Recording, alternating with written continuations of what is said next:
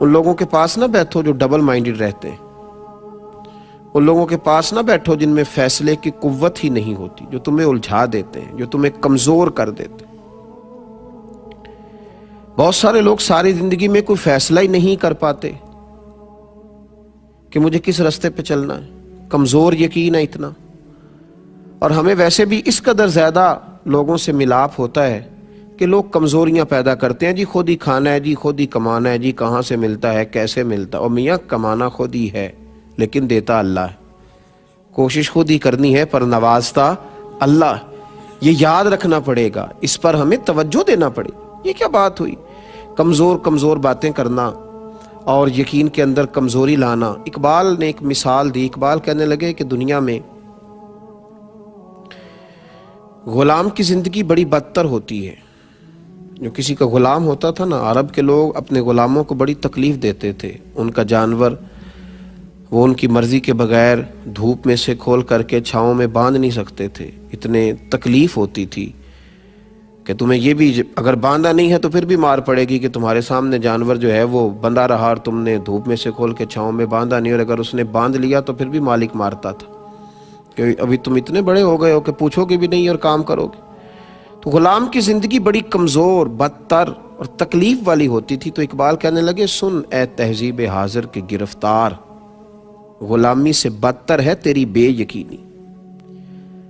اگر تو بے یقین آدمی ہے نا تو پھر تو اس غلام سے بھی گیا گزرا ہے جس کی زندگی اتنی کمزور ہے کہ اس کی کوئی اپنی مرضی نہیں، اس کے لیے کوئی دستور ہی نہیں۔ یقین کامل والی زندگی ایک حسن ہے۔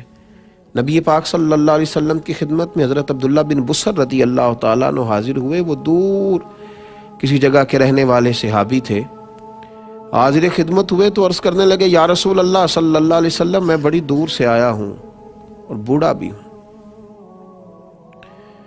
یا رسول اللہ صلی اللہ علیہ وسلم، نہ جانے دوبارہ لوٹ سکوں کہ نہ لوٹ سکوں، اور حضور ممکن ہے زندگی بھی اتنی وفا کرے نہ کرے، مجھے کوئی ایک ایسی بات بتائیں جس پر میں جم جاؤں تو میری دنیا بھی بن جائے اور آخرت بھی بن جائے، میں اس پر ڈٹ جاؤں تو میری دنیا بھی بنے، یعنی یہاں کی بھی مجھے کامیابیاں ملیں، یہاں بھی اگر میں سوسائٹی میں کوئی مقام لینا چاہوں تو وہ بھی اللہ مجھے عطا کرے، مجھے ایک ہی بات بتائیں۔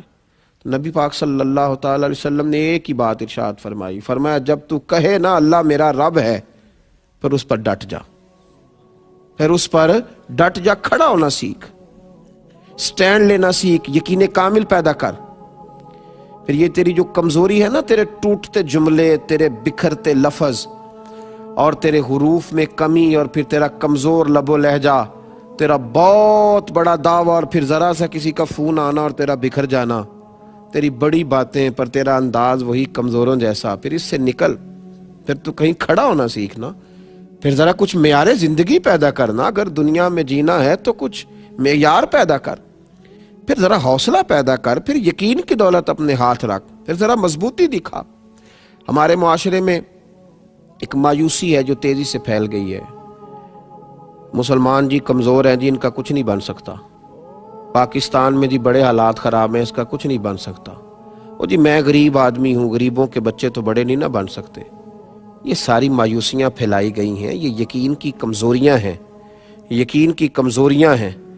عرب کے بدو کیا کچھ بن سکتے تھے، لیکن وہ اللہ کی توحید پر اور مصطفیٰ کی رسالت پر جب وہ یقین کامل رکھ کے نکلے تو پھر اللہ نے انہیں پوری دنیا کا امام بنایا، پھر وہ بن گئے۔ اس وطن کا کیوں نہیں کچھ بن سکتا؟ اس وطن کی مٹی میں بڑی خیر ہے، بڑا حسن ہے۔ یہ حضرت خواجہ فرید الدین رحمت اللہ علیہ کا وطن ہے، یہ داتا علی حجویری کا وطن ہے، یہ اولیاء کی، صوفیاء کی، نیک لوگوں کی، درد دل رکھنے والوں کی، پیار کرنے والوں کی دھرتی ہے۔ یقین کی دولت پیدا کریں، یقین والے لوگوں کی صحبت میں رہیں، اللہ کی ذات پر یقین مضبوط کریں، نبی پاک علیہ السلام کے فرمان پر یقین کو مضبوط رکھیں۔ حضرت سلمان فارسی رضی اللہ تعالیٰ عنہ فرماتے ہیں کہ خندق کا موقع مسلمانوں پر بڑا عجیب و غریب موقع تھا۔ ایک آدمی کسی منصب پر بیٹھ کر کوئی دعویٰ کرتا ہے نا، اس کا دعویٰ قبول کر لیا جاتا ہے، لیکن ایک ٹوٹی ہوئی چٹائی پر کرائے کے مکان میں بیٹھ کر دعویٰ کرے تو لوگ قبول نہیں کرتے۔ بلا مثال و بلا تشبیہ صرف سمجھانے کے لیے عرض کر رہا ہوں۔ آپ فرماتے ہیں خندق کے دن اس طرح کے تھے کہ قحط کا زمانہ تھا، اور ہم نا دفاعی جنگ لڑ رہے تھے مسلمان، دفاعی جنگ، مدینے کے چاروں جانب خندق کھود کر ہم جنگ لڑ رہے تھے کہ باہر سے وہ اندر نہ آ سکے مدینے میں کفار۔ جنگ بھی دفاعی تھی، حالات بھی قحط کے تھے، اور جس وقت خندق کھود رہے تھے نا صحابہ تو پیٹوں پر پتھر باندھے ہوئے تھے،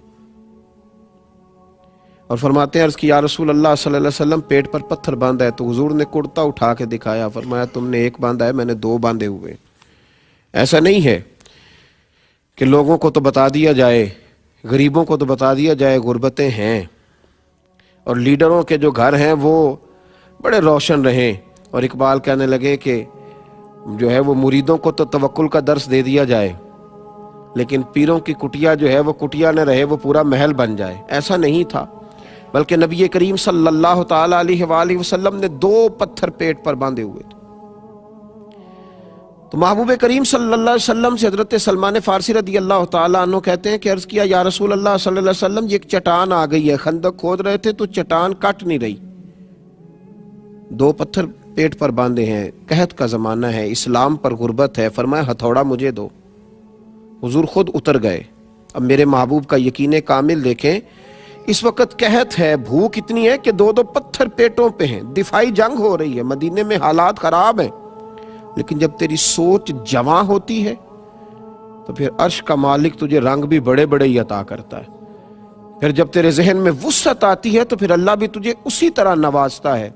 حضور کا یقین کامل، حضور کے ہاتھ میں وہ جو آلہ تھا نا چٹان توڑنے والا، حضور نے اللہ اکبر کہہ کے مارا چٹان پر، تو کہتے ہیں صحابہ کہ ہم باہر کھڑے تھے تو ہم نے چمکتی ہوئی چیزیں دیکھی، چٹان ٹوٹی، تو حضور نے کیا فرمایا؟ فرمایا اوتیت مفاتح الیمن۔ ابھی مکہ نہیں فتح ہوا، لیکن حضور اللہ اکبر کہہ کے ضرب لگاتے ہیں اور فرماتے ہیں لو بھی اللہ یمن کی کنجیاں بھی ہمیں عطا کر دی، بڑی جلدی یمن بھی ہمارا ہو جائے۔ پھر حضور نے دوسری ضرب لگائی تو یقین کامل دیکھیے، نبی پاک علیہ الصلوۃ والسلام نے فرمایا لو بھائی فارس بھی ہمارا ہو جائے گا۔ تیسری ضرب لگائی تو فرمایا ملک شام بھی اللہ ہمیں ہی عطا کرے گا۔ تو حضور ضربیں لگاتے جاتے، ایک ضرب پر ایک بہت بڑی سلطنت اور ملک کے فتح ہونے کی خوشخبری دیتے، اور صحابہ بڑے باہر کھڑے ہو کے یہ تبصرے نہیں کر رہے تھے کہ یہ کیسے ہو سکتا ہے، بڑی منصوبہ بندی کرنی پڑے گی، کیسے ہوگا۔ ان کا بھی یقین کامل تھا، جب حضور کہتے نا ملے گا، کہتے ہماری روحیں بھی نعرے لگاتی تھی، اور ہمیں سمجھ لگ رہی تھی کہ بس آ گیا، شام بھی ہمارا ہے، یمن بھی ہمارا ہے، روم بھی ہمارا ہے، ایران بھی ہمارا ہے۔ جناب ابو ہریرہ فرماتے ہیں پھر حضرت عمر کے زمانے میں وہ ساری چیزیں ہم نے آتے ہوئے دیکھ بھی لی، وہ سارا کچھ حضور کے قبضے میں آیا۔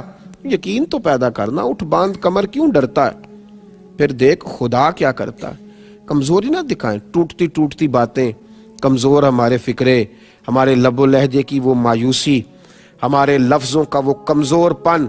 ہم تو کسی سے بات کرتے ہیں تو گھبراتے ہوئے، اور غریب آدمی سے زیادہ شکوہ ہے، یہ بیٹھتا ہے ہر جگہ ڈر کے، سہم کے، پیچھے ہٹ کے۔